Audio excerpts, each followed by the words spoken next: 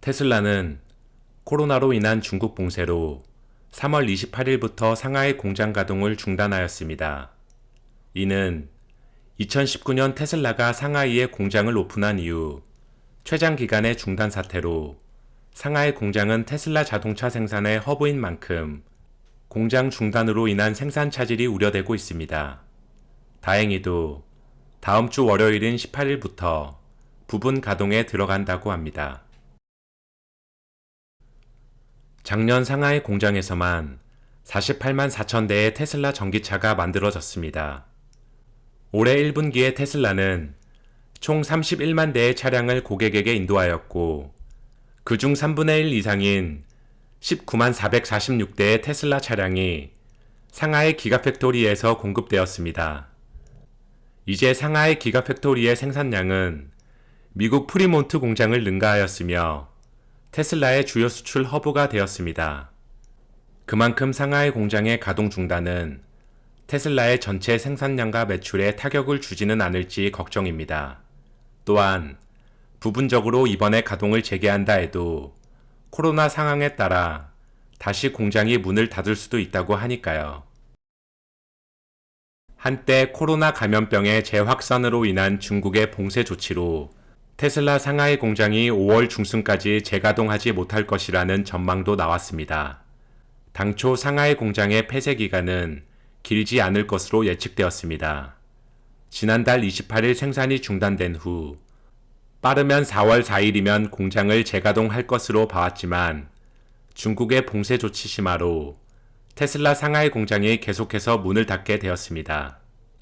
다행인 것은 테슬라는 3월 28일 생산을 중단한 후 월요일인 4월 18일 상하이 공장에서 생산을 재개할 계획이며 이에 대한 당국의 승인을 이미 받았다고 밝혔습니다.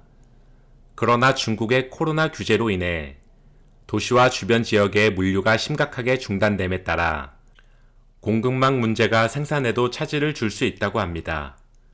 또한 테슬라 상하이 공장 재가동 계획은 여전히 중국 내 전염병 상황이 어떻게 전개되는지에 따라 변경될 수 있다고 합니다.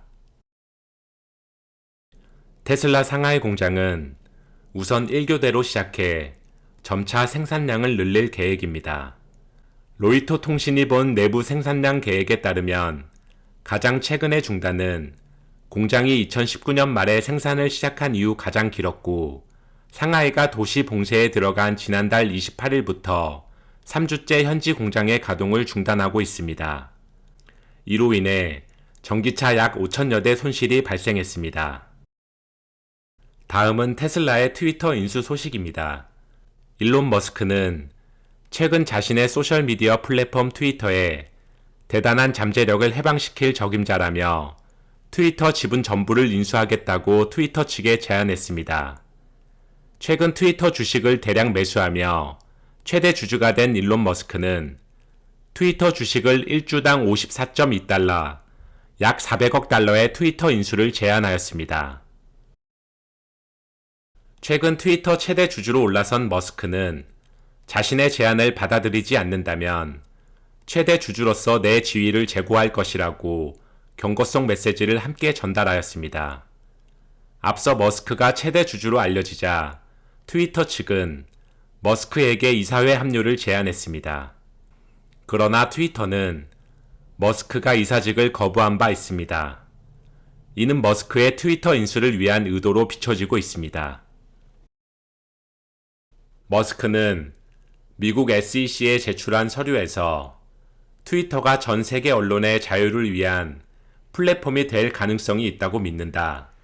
언론의 자유는 민주주의가 제 기능을 하기 위해 필수적인 사회적 요소라며 트위터 투자 이유를 밝혔습니다. 그러면서 트위터는 대단한 잠재력을 가지고 있다. 나는 이 잠재력을 해방시킬 수 있다고 덧붙였습니다. 이에 대해 트위터는 회사와 주주에게 가장 이익이 된다고 생각하는 선택을 위해 이번 제안을 신중하게 검토할 것이라고 발표했습니다.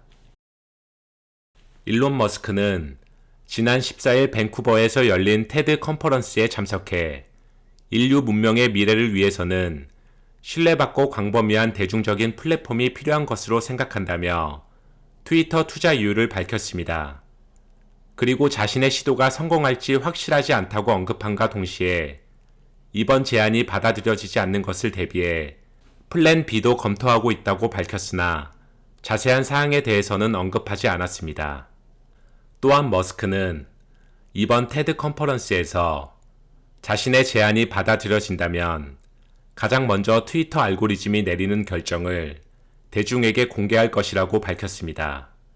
그는 트위터 알고리즘의 코드를 오픈소스 플랫폼에 공개해 여러 프로그래머의 제안을 수렴해 발전시켜 나가겠다고 말했습니다.